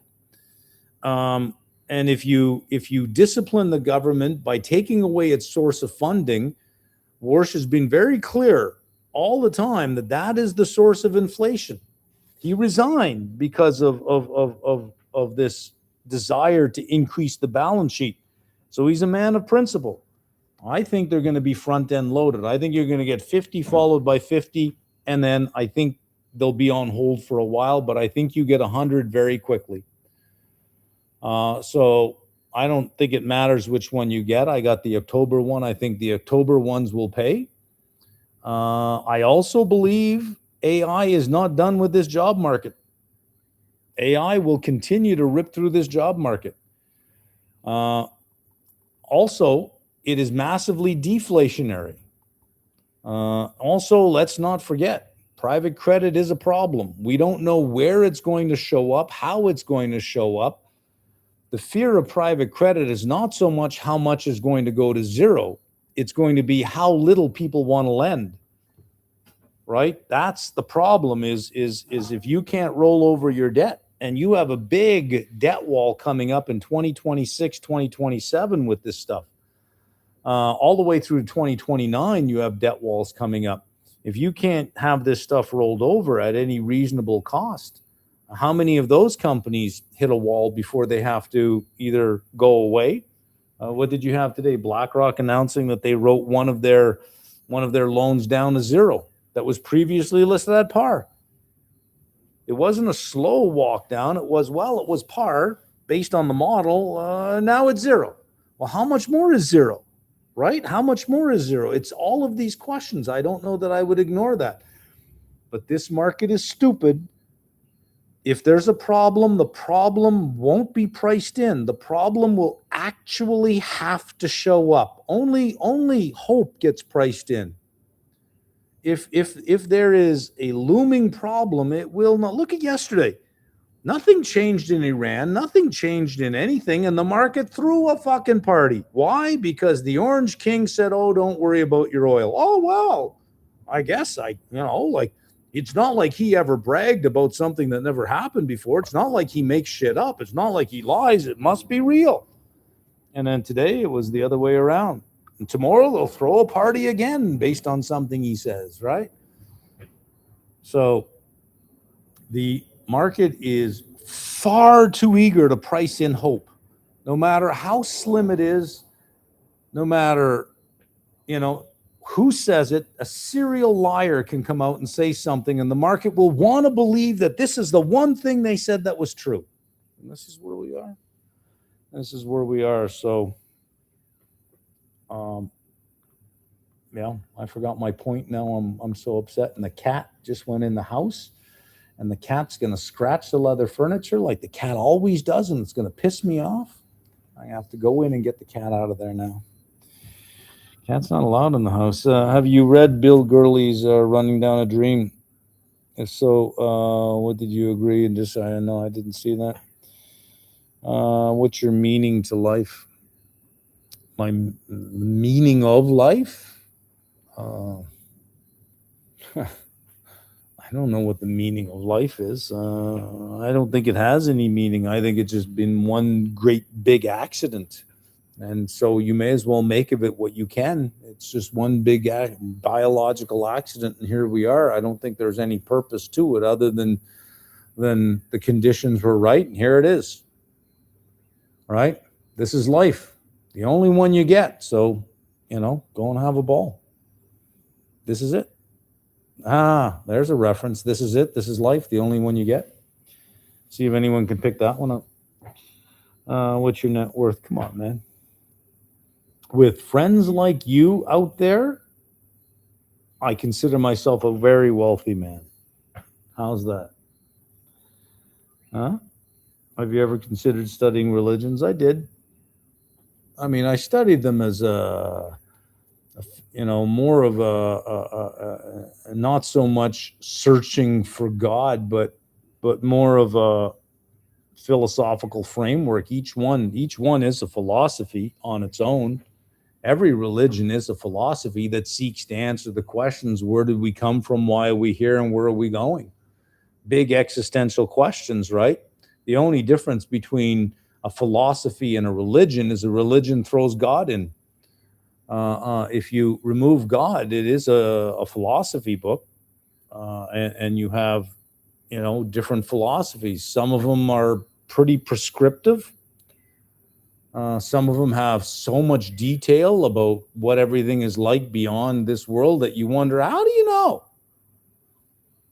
Oh, God spoke to so and so, and that's what they came up with. Really, just kind of dropped in and said, in heaven we got streets and houses, and you want a Sealy mattress? We got a Sealy mattress for you. Yeah. We got clothes. I mean, how do you know, right? Anyways. Greetings from Qatar. Ooh, what's it like over in Qatar right now? All right. Good try, Mr. IRS. Good try. Yeah. How many hours of sleep do you get a night? 7, 6.5, 7, sometimes longer, but usually 6.5 to 7. Depends on when I wake up. But 6.5 to 7. That sounds stupid, right? Depends on when I wake up. But it does really depend on when I wake up. Like if I sort of wake up in the middle of the night and I've been asleep for 6 hours, I have a hard time falling asleep after that. I'm pretty much up. But if I wake up after being asleep for like 4.5 hours, everyone wakes up in the middle of the night, wake up, well, I'm right back asleep. So it really depends on when I wake up. Sometimes it's 6 hours, sometimes it's never like 9 or 10, ever. 8, maybe. And even then, I was like, holy shit, did I sleep? But greetings from Saudi Arabia. Qatar and Saudi Arabia. Holy Jesus, you guys are right in the thick of it, man. Like, take a few minutes and write out exactly, what's going on down there. What we're seeing on the news feed real? Like, are explosions going off often enough? Have you heard any explosions? Like, come on, man. Like, we got eyes on the ground. Give me something here, right? Advice for someone trying to break into equity research with no experience. It's who you know. Make sure that you know people and that those people know you and that they like you, right? How many calories a day? Lately, it's been really low. I've been trying to keep it like around 1,200 to 1,500. So today I had 3 eggs and vegetables right around 1 o'clock. I have not eaten yet for dinner. I do have some cheese and pineapple. I'm probably just going to stick with that and then go to bed. So this will be like maybe an 800 calorie day. I'm not that hungry down here, actually, to be honest with you, because my office is outside. I don't know if you can sort of see sort of where I am. There's the whole skyline. Actually, in the day, it looks a lot nicer. But my office is, see, this is my whole office there. My office is outside, right?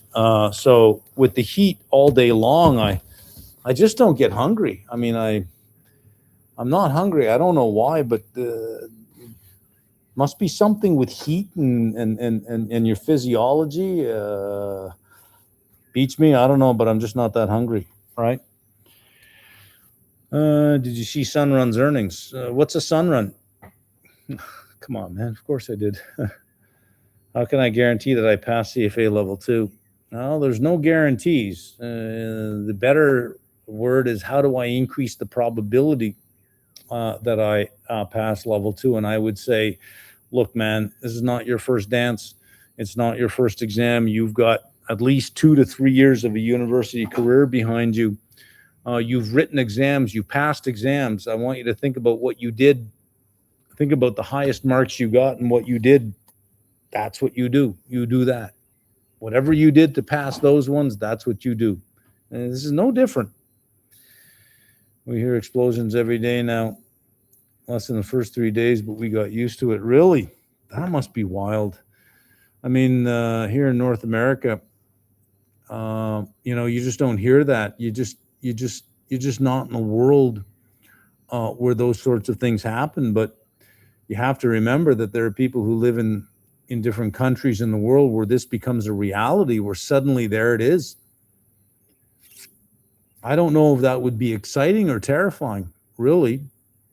I mean, if I were in my place in Canada, and suddenly the U.S. started dropping bombs, on one side, and Russia dropping bombs on the other side, and you actually heard them going off. I don't know. It'd be like, holy shit.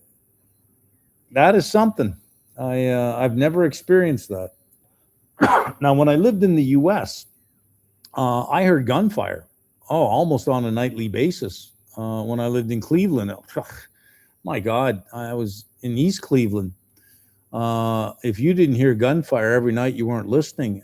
Coming from Canada and moving to Cleveland, the first time I heard it, I was like, holy shit. And then after a while, it was like, turn up the TV. It's like, oh, God damn it. From holy shit to God damn it. Come on. You just get used to it. But, if you've never heard gunfire in your neighborhood before as a Canadian, this is just not something, it's not something you ever heard, ever. I've never heard gunfire in the neighborhood that I've lived in, but there, right away. First time I heard it, I heard some shooting, and I thought somebody's hurt. So I opened my door, and I'm running up the stairs because I had this apartment building I was in. You walk down to my apartment, running up the stairs, and I stopped, and I went right back down. I said, what the fuck are you doing? You're going to run out there? And I just went right back in my apartment. I said, no. What the hell are you doing? Caught myself there, because if this were Canada, you would run out to see if anybody needed help. What happened? I just ran right back in. Said, nope. But to have bombs going off around you, that's wild. Saudi Arabia, things are pretty chill here. We heard about one explosion, and the news for the Aramco site, all the other rockets have been successfully defended. Guns and paper walls. Can you tell us about your background, how you got to where you are? I'm sure it's a long story, but would be interesting. Oh, it's actually not a long story at all.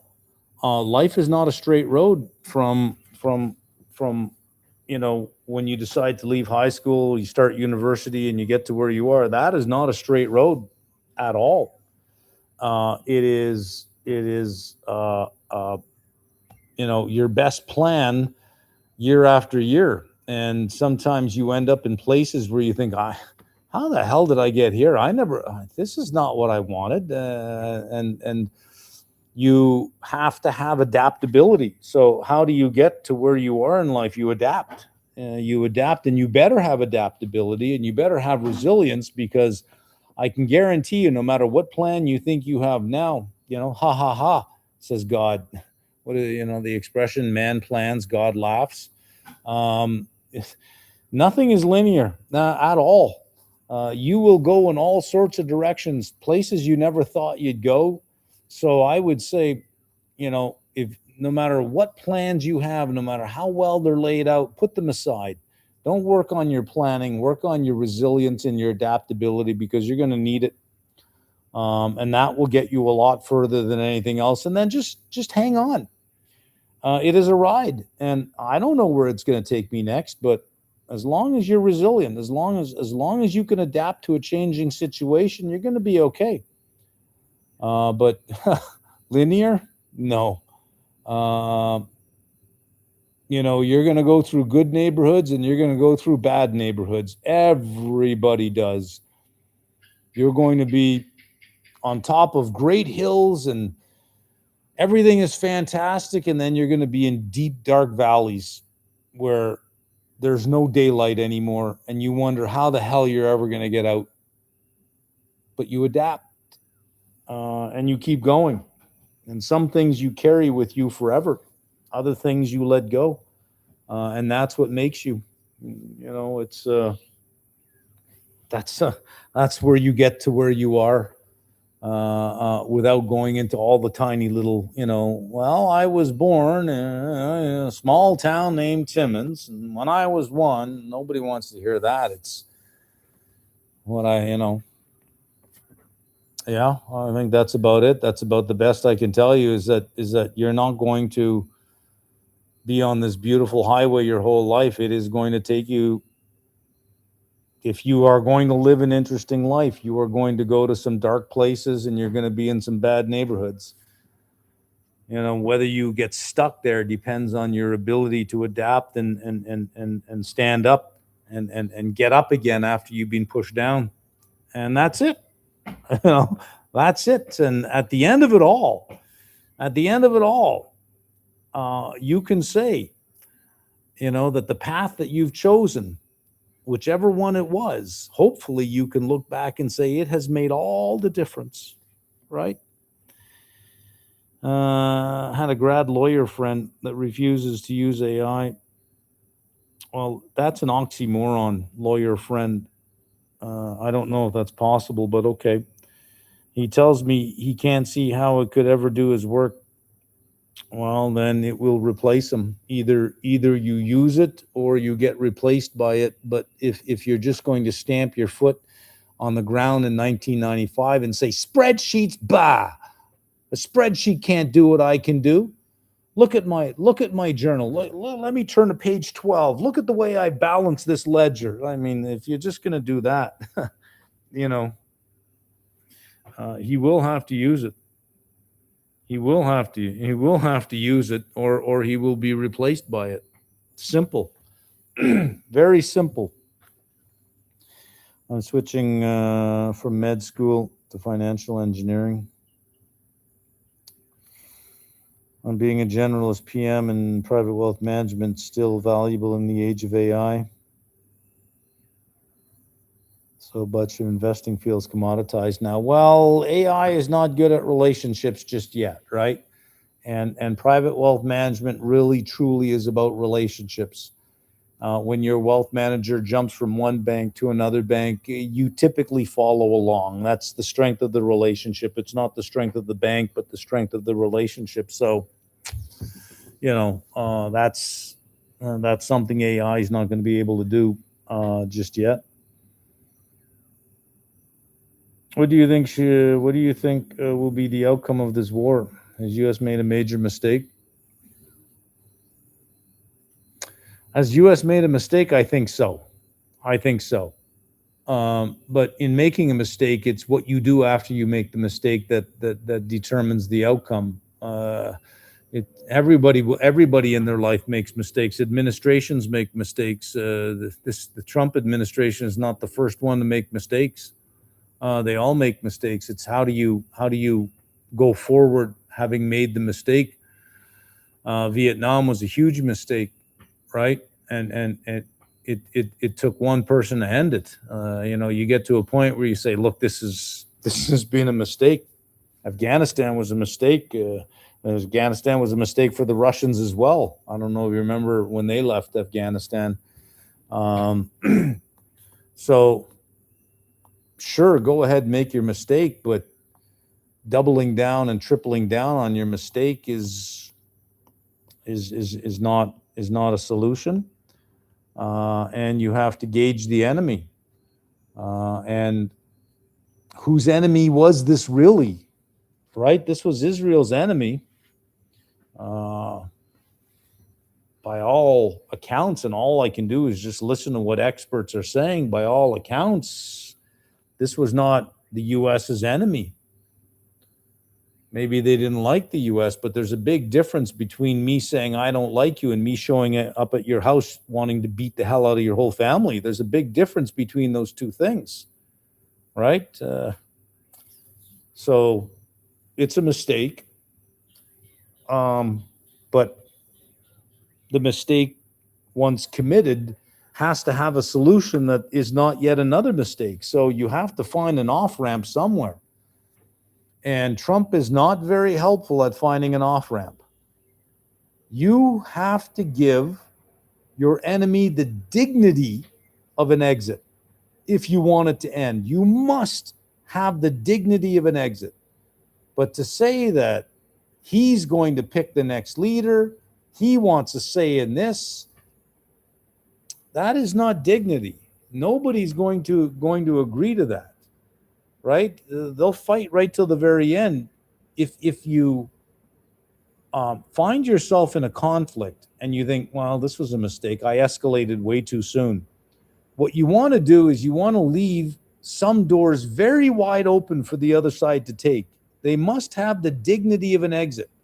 such that you don't have to back down, but you're not committed all the way to the end with them on their knees crying uncle. That's not going to work in this situation. So Trump is not his is his own worst enemy in this one, because I don't know that he'll leave the door open for a dignified exit, and that's what you have to, once knowing that you made the mistake. But here's what I said earlier: does he recognize these are mistakes? Does he, when he closes the door at night to his room and he's all alone, does he, oh, what have I done? What have I fucking done? This is dumb. Or does he really believe all of his own propaganda? Does he really truly believe that this is his show, that this is his war? Israel's just along for the ride. Does he really believe that, or does he feel that, holy shit, I got played? How do I get the fuck out of this one now? I don't know. You know, he's not Canada's problem. He's America's problem. So you know, sorry guys, but that's your guy. He's your problem. And right now he's reaching into all of your pockets so that he can help Israel achieve, well, not even Israel, Netanyahu achieve his 40-year dream, so that Netanyahu can make it in the history books. You are financing that one. On top of everything else you financed in the Middle East, all these wars, all these bombs, all these lives, all of that mess that you really, really probably didn't want to have anything to do with to begin with, right? Here you are again. Here you are again. Right back in it. I don't know. The idea that he said no more foreign wars, no more foreign wars, people voted for him for that. All I have to say is, and you're surprised that he lied? Well, first of all, he probably didn't lie, but you're surprised that he just decided to, fuck you, I'll do whatever the hell I want. Like, you know, I mean, like he's not worth, his word is not worth anything. He'll change his mind in a minute, and he'll screw you all over if that's how he feels. You are meaningless to him. And I can't even express that enough, how meaningless you all are to him. As the population of the US, you are so meaningless to him, so absolutely meaningless to him. You must know that. I mean, but you must know that. You must know that. I don't need to tell you that, right? All right. Let's leave that alone. Greetings from Calgary. Actually, I think I'm going to be in Calgary in October, looking for a house. I'm thinking of buying a property in Calgary. Yeah, so I might be there during that time.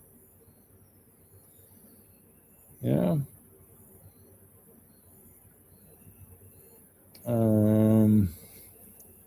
You said daily theta should be around 0.001 of the portfolio. Yep. And that level assignment shouldn't be an issue. Well, it shouldn't. But what if you sell a low theta put with only 2 to 3 days?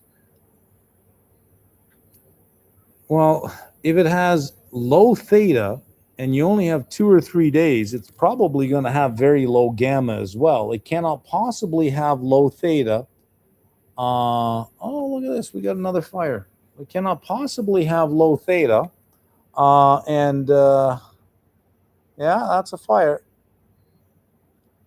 Yeah. It's a tire dump over there, and every night there's a fire. They're just burning the tires. Look at that. Look at that. That's another fire. Yeah.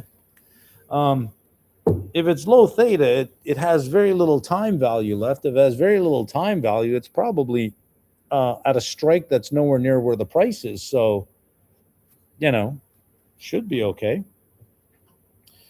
To expiration on high strike, you might not be able to take assignment even though your daily theta is still within 0.001 AUM. How would you handle this?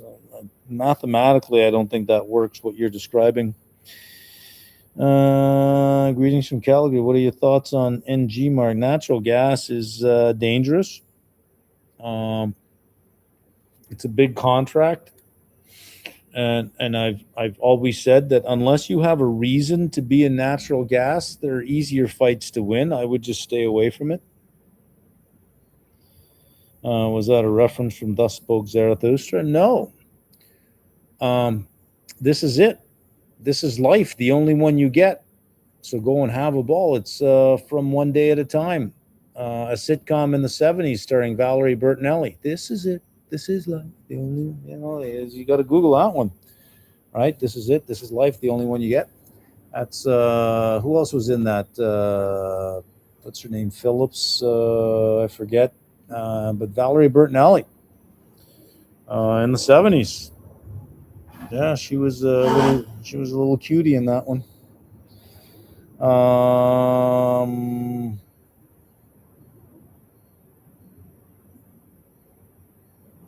Yeah. All right. Well, I guess that's it for our questions. We should go soon. We're at 8:13.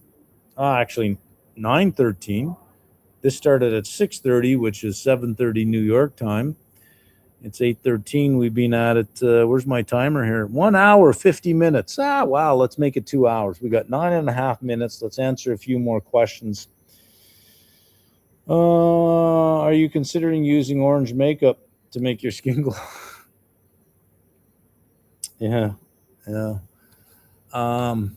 I think that orange makeup over time, I mean, I think that does some significant damage to your skin. When he gets a close-up of them, I mean, normally you get those big pores, like the kind of pores he has. Usually it's when you've had like really bad acne as a teenager, you end up with those kind of marks on your face, or a lifetime of drinking. It's been neither. That orange makeup has got to be damaging. How are you settling in with Costa Rica now? And is your relationship with the locals? I remember the initial hiccups. Well, I don't really have too much of a relationship with the locals. You just have to take it in context, right? You're in a poor country. Don't be surprised that people are stealing from you. You're in a poor country.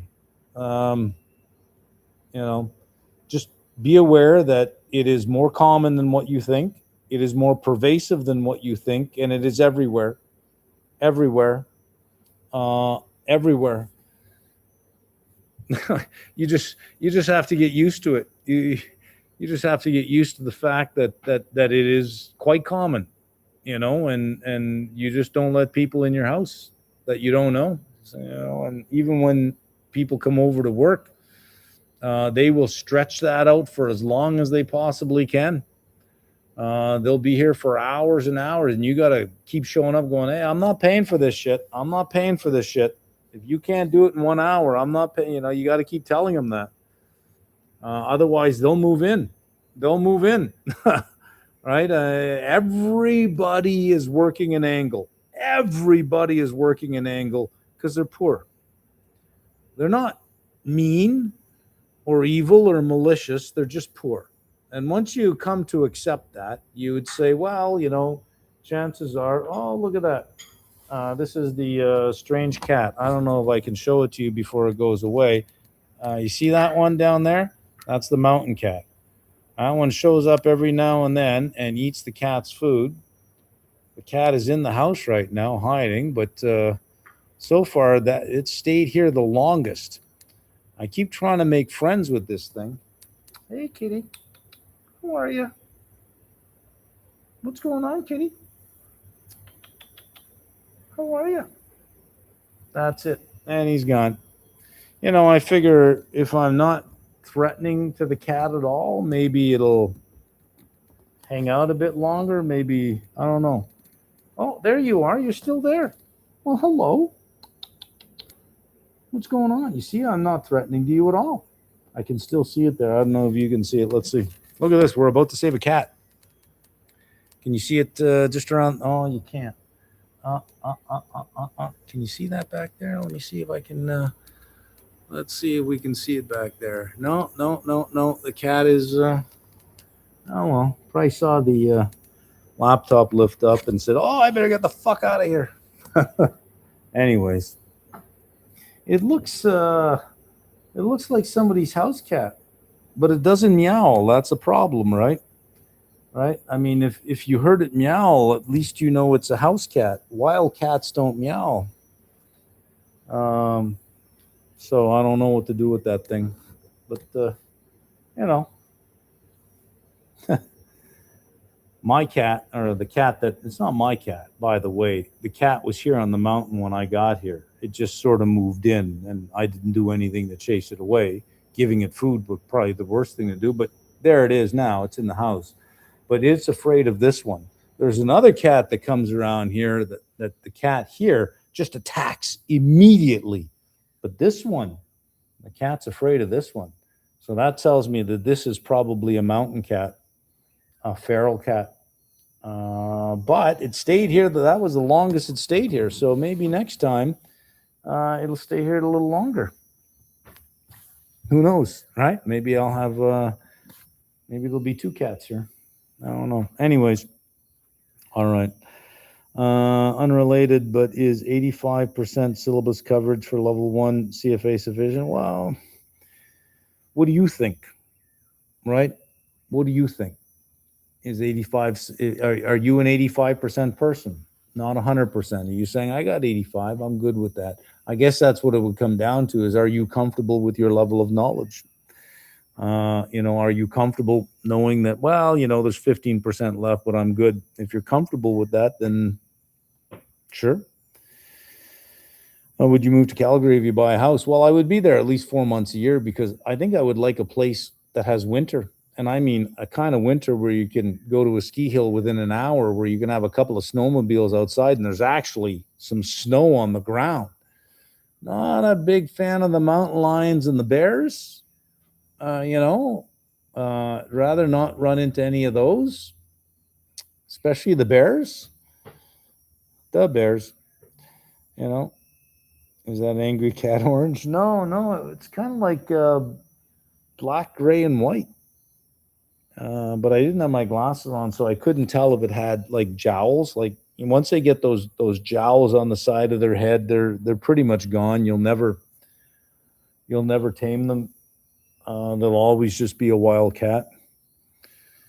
Interested in the applied energy analyst course. The thesis makes a lot of sense. However, what is your argument that AI would not also take the role one day? That is my main concern. Well, the world needs more energy, period, right? I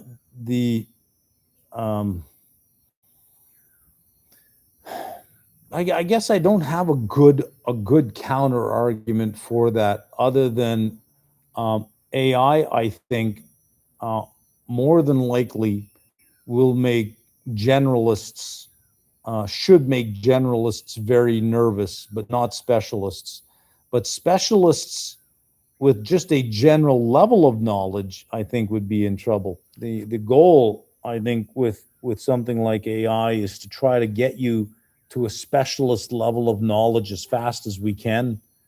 The curriculum for this one is meant to give you 3 or 4 years of real industry experience very, very quickly. Very, very quickly. Doesn't replace actual working knowledge out there. But if you got a CFA designation, you got hired as an energy analyst, it would take you 2, 3, 4 years to learn all this stuff, a little bit here, a little bit there over time. This is sort of given to you all at one time. And it's not, the exam system is like a semester system. I don't believe in this one exam, pass or fail. There are 3 exams. There's 14 readings, 14. It's a textbook, basically a good graduate level textbook. But there are 3 exams. You learn 4 chapters and you take an exam. This allows you to dive really deep into each chapter. It's not like you're trying to get through this big, wide body of content for one exam, and there might be 2 questions on each reading, and that's it. No, these will be deep. It is a deep dive on each chapter, so that when you're done, you will have gone deeper than you would have for a generalist exam, and you will retain a lot more. And there's a lot of real world examples molded into each one. So you'll come out of this knowing right away 30, 40 different companies in, those that are in drilling, those that are in services, those that are in pipelines, those that are in refineries, those that are in coal mining, and the ones that are in small nuclear reactors, the ones that are dealing with liquefied natural gas.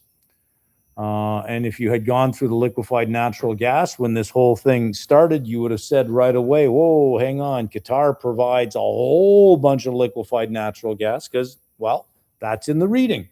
You would have known exactly how much energy travels through the Strait of Hormuz. You would have known all of that right away. You would have known where all those strategic assets were, right? All right. How long are you hoping to be in Calgary? Probably 2 weeks. I mean, you want to hang out and you want to go visit some houses. I think there's an area there called Rocky something or other. What was it now? Rocky. Is it Rocky something, just outside of Calgary. Looked like they had a lot of really nice places. Do you day trade? No, I do not.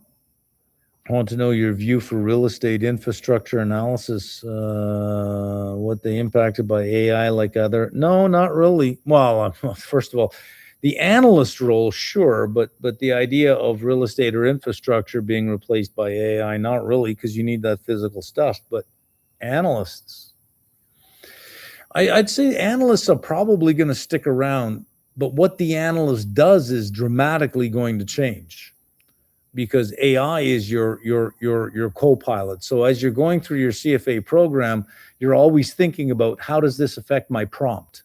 Because you're going to have the AI do all your legwork for you. I do. I use OpenAI's agent mode, and I restrict it to only 10Ks, 10Qs, anything for the SEC, anything from investor relations. That's it. That's as far as you can go. You can't go to Bob's blog and figure out what Bob is saying about shit. You can't use anything else other than these legitimate sources. And then you have like this really long prompt. I want this, I want that. You're going to answer this question. I want this metric, this metric, this metric. And it'll produce a 9 to 10 page report that is analyst quality, from nothing but 10Ks, 10Qs, investor presentations, company press releases, that kind of stuff, all legitimate stuff. And it's pretty good. That's the role of the analyst now. So as you're going through CFA, if they do it right, every reading should say, here's how you would put this in a prompt. So when they talk about, well, you have to, adjust for the type of inventory system that is being used from LIFO to FIFO, here's the prompt, right? Here's how you would develop your prompt. Here's what we're looking for. And we should end up graduating from that with a whole library of prompts that will do all of that work for us, such that we don't have to go look up 5 or 6 10Qs, go down to the LIFO reserve, adjust for a FIFO. We don't have to do any of that shit. We just tell the AI, this is what we want to do. You're going to restrict yourself to basically, we have the prompt. We're just going to write the prompt. That's what it should train us to do now. So that when we get hired as an analyst, we're not spending hours and hours and hours looking shit up. We're productive right away. Boom, boom, boom, boom. You walk in with your book of prompts. You say, look, I got a Word document that's 47, 48 pages long. I got 35 different prompts. What do you want? I've already got a prompt for it, right? This is what we want to figure out, is what does all this stuff have to do in terms of determining what our prompt would be. Okay, we are at the 2-hour mark. And that will do it. That will do it. I have the system open here. Let me just take a quick look. SPY green. up $1.48. Futures up 11 points, up $1.48. Again, stupid moves. Nothing is solved. Everything is still going on, but it doesn't really matter. Let's look at where energy is. Energy is down $1.66 on CL, down, negative. And Brent down $1.33. Nat gas pulling back as well because, of course, Trump said don't worry about it. So, of course, he's not going to just make stuff up, right? And look at ZQ attempting to put some basis points back into the game. Oh, this will be gone by morning. ZB is green. TLT is green. ZQ is green. Only because Bloomberg's not talking us out of it right now. But as soon as the morning comes around, Bloomberg will be talking the whole market out. Oh, there'll be rate hikes, won't there? Warsh will have to raise rates, won't he? And I don't know what they have. Maybe Michael Bloomberg is short ZQ, and he keeps saying, look, every time the market thinks there'll be a cut, I want you guys to talk them out of it. He must be short because I've never seen a group of people so eager to talk you out of any kind of rate cut whatsoever. Man, they're aggressive with that. Copper up. I didn't get my copper puts. My copper contracts today. I was waiting for 575. Never saw it. Gold up, copper up, platinum up, palladium up, silver up. And our miners. Where's our miners? Our miners are all. Well, that's not our miners. Where's our miners? There they are. Miners are slowly turning green. Oh, not slowly turning green. They are all freaking green. All of them are green. Look at that across the board. Highcroft is green. First Majestic is green. Eris is green. Anglo Gold is green. Aura Minerals green. Coeur Mining. DRD Gold. Eldorado. Arrow Copper. Goldfield. Everything. All copper and gold. All of it's green. Look at that. We might have another stupid day tomorrow. We're all green. And then all hell breaks loose on the weekend. And then Sunday night, it'll be like, well, what's going to happen now? Anyways. Was this fun? We had like over 300 people on. That's not bad. For a non-market Q&A, that's not bad. All right, Discord. The Discord crowd, I will see you at 8:15 tomorrow morning for our pre-market. Let's see if this carries over into the morning, and let's see if cybersecurity can continue its winning run. Ciao, guys. Bye.